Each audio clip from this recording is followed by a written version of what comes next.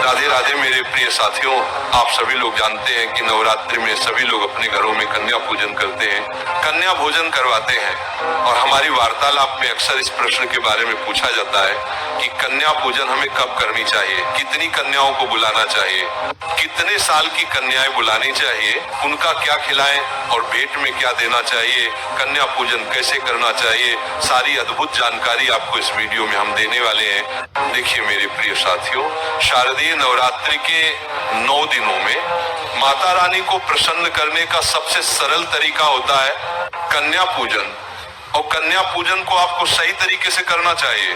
देखिए साथियों, जब भी आप कन्या को अपने घर पर बुलाएं और वह आपके घर पर आए तो सबसे पहले आप उनके पैरों को किसी पात्र में जरूर अपने हाथों से धुलाएं। और अगर आप चाहें तो दूध और गंगा जल भी इस जल में मिल सकते हैं। और साथियों, बाद में इस जल को आप अपने पूरे घर में छिड़क सकते हैं और बचे हुए जल को किसी पेड़ में जाकर डाल सकते हैं। साथियों, ये बहुत ही शुभ माना जाता है और हमारे पूरा घर पवित्र हो जाता है। देखिए मेरे प्रिय साथियों, अब प्रश्न ये आता है कि हमें कितनी बड़ी कन्या बुलानी चाहिए।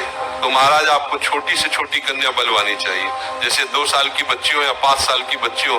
और वैसे तो 10 साल तक की कन्याओं को आप कन्या पूजन के लिए बुला सकते हैं, पर अगर 5 साल से काम की कन्या बुलाए तो और ज्यादा अच्छा रहेगा।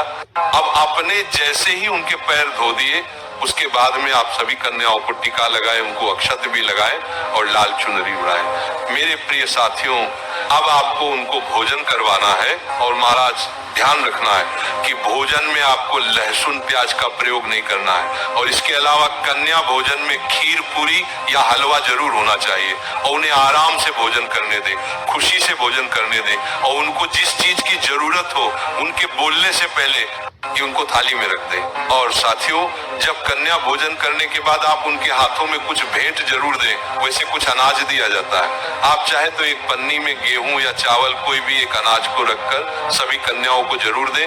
ऐसा करने से हमारे घर के धन के भंडार भरे होते हैं। और साथ ही में आप कोई फल जैसे केला या सेब और कुछ पैसे भी उनके हाथ में जरूर देकर भेजें। मेरे प्रिय साथियों, अब हम बात करते हैं कि आपको कन्या कितनी बुलानी चाहिए। तो देखिए, वैसे आपको 9 कन्याओं को बुलाना चाहिए और साथ में एक छोटे लड़के को भी जरूर बुलाना चाहिए, जिसको हम लंगागुर बोलते हैं। और इस चीज का थोड़ा ध्यान रखना है। और साथ में जब भी आपके घर से कन्या जा रही हो, आपको उनसे ये जरूर बोलना कि बेटा आते रहना, कल वापस आ जाना। और साथियों, आप ऐसा ध्यान रखना कि जब आपके घर से जाए तो बहुत खुश होकर जाए, कोई भी कन्या दुखी होकर ना जाए। और जब कन्याएं आपके घर से जा रही हो तो आप उनके पैर छूकर आशीर्वाद जरूर लें और घर के सभी सदस्यों से भी बोले। और जाते समय आप उनको खेल खिलौने दे सकते हैं, गुड्डा गुड़िया दे सकते हैं जो उनको पसंद हो, जैसे चूड़ी, कंगन, कलर्स, रबर बैंड्स, बहुत प्यारी प्यारी चीज आती है जो आप उन्हें गिफ्ट में दे सकते हैं। और कन्या पूजन में सबसे ज्यादा जरूरी होता है उनके पैरों को धुलवाना, उनका तिलक करना, उनको चुनरी उड़वाना, उनके पैरों का आशीर्वाद लेना और जाते समय उनके हाथ में कुछ तोहफा देना। तो साथियों, इन चीजों का विशेष रूप से ध्यान दें। और मेरे प्रिय साथियों, हम तो ऐसा ही आशा करेंगे कि आपकी ये नवरात्रि बहुत ही ज्यादा खास रहे। मेरे प्रिय साथियों का आखिरी में ये प्रश्न आता है कि हमें कन्या पूजन कब करना चाहिए।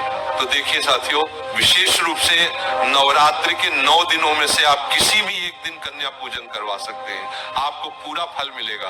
पर कन्याओं का पूजन करने का नवरात्रि में 2 दिन बहुत बड़े माने जाते हैं, अष्टमी और नवमी तिथि, क्योंकि इसी दिन लोगों के घरों में अष्टमी और नवमी पूजी जाती है। और ज्यादातर लोग अष्टमी के दिन ही कन्या पूजन करवाते हैं। तो आप चाहे तो कन्या पूजन अष्टमी या नवमी के दिन भी करवाएंगे तो भी कोई परेशानी नहीं।